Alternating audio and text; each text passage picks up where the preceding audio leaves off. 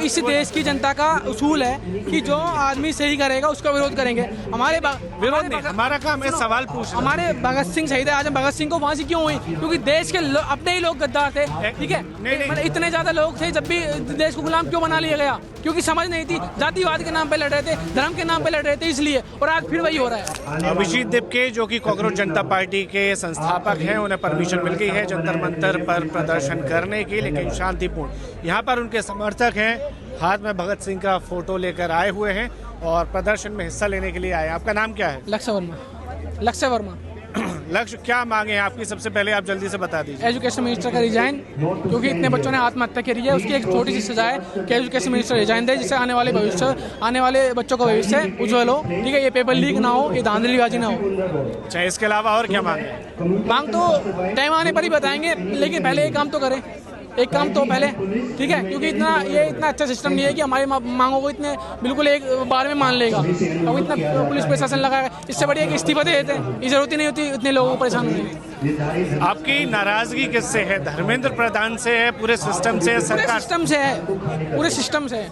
आप मेरे को कोई एक चीज बता दीजिए जिसमें सब चीज बढ़िया चल रही है, वो एक सिस्टम बता दीजिए क्या बढ़िया चल रहा है। रोड चाहिए, बहुत सारी योजनाएं इनकी हैं जो अच्छी जा रही हैं और बहुत सारी ऐसी भी हैं जो खराब जा रही हैं। हाँ, तो आप देखिए ना, रोड गड्ढों में गिरने से लोगों की मौत हो रही है, सड़कें सही नहीं है, पानी भर जाता है बारिश के टाइम पर, पर्यावरण को ये नहीं छोड़ रहे, ठीक है। स्कूल में छत गिरने से बच्चों की मौत हो रही है, खराब दवाई खाने से बच्चों की मौत हो रही है, गंदा पानी पीने से लोग मर रहे हैं। इसकी जवाबदेही कोई नहीं देगा। ठीक बात, मैं नहीं कह रहा हूँ कि ये सही है गलत है, लेकिन इनको समझना बहुत जरूरी है, युवा है। एक चीज और मैं यहाँ पर समझना चाहूँगा।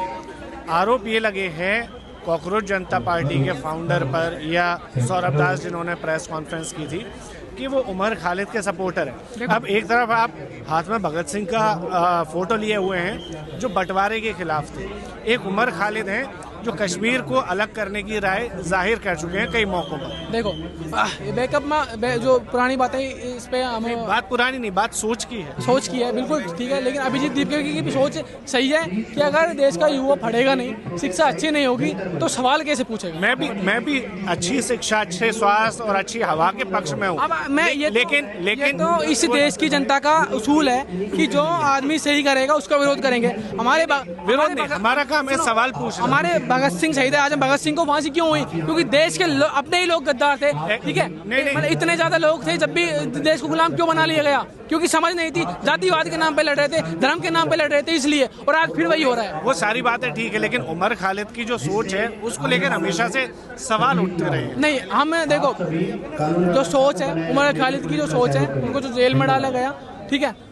जो आप उनके पक्ष में, मैं हमारी सोच बताता हूँ कि कॉकरोच नहीं, आप उमर खालिद को क्या कैसे देखते हैं? अगर मैं किसके पक्ष में, मैं आपको बताता हूँ। मैं उसके पक्ष में हूँ जो देश में करप्शन के खिलाफ बोलेगा, ठीक है, देश में शांति बनाए रखेगा, जातिवाद ना हो, धर्म ना हो, हम उसका समर्थन करें। वोट दिया था? किसको वोट देते हो आप? किसको वोट दें? सारे नेता चोर है, किसको वोट दें? कौन सी पार्टी? मतलब सब बताइए, क्या सही है, बताइए किसको वोट दें? आप बताइए। जो अधिकारी बैठे हैं, जो सरकार चला रहे हैं, एक तो जो पहले तो प्राइम मिनिस्टर हो गए, उसके नीचे अपने गृह मंत्री हो गए, इनके नीचे जो अधिकारी है, हर रास्ते पे दिखते हैं कि पुलिस घूस खा रहे हैं आम जनता से, कहीं भी खड़े हो जाते हैं। अरे भाई, इतना टैक्स जा रहा है, हर 10-12 किलोमीटर पर टोल है, ठीक है। हर चीज़ पे टैक्स है, इनकम टैक्स हो गया, चाहे हर चीज़ पे कुछ भी खरीदो तो टैक्स, बेचो तो टैक्स, हर चीज़ पे टैक्स है। जब भी भाई साहब, मतलब इतना बेकार सिस्टम क्यों चल रहा है? हम सबको ठीक है। इसके अलावा बस एक आखिरी सवाल मैं समझना चाहता हूँ कि आपकी लड़ाई सत्ता से है या व्यवस्था से है? देखो, हमारी लड़ाई ना तो किसी नेता से है ना सरकार से। मैं आपको बता दूं, हमारी लड़ाई है करप्शन के खिलाफ, भ्रष्टाचार के खिलाफ, और जो एक करप्ट नेता सिस्टम में घुस गए हैं, जो बर्बाद कर रहे हैं, इनके खिलाफ। तो ये हमारे साथ थे कॉकरोच जनता पार्टी के समर्थक। आप इन्हें आम भाषा में कॉकरोच भी कह सकते हैं, जिसके नाम पर इन्होंने पार्टी बनाई है।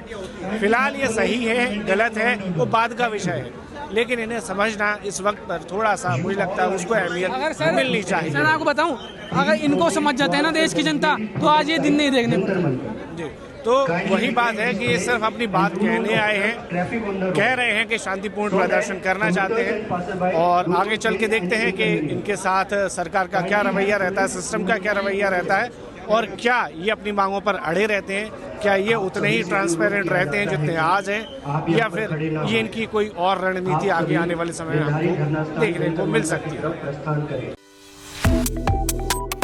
Subscribe to One India and never miss an update. Download the One India app now.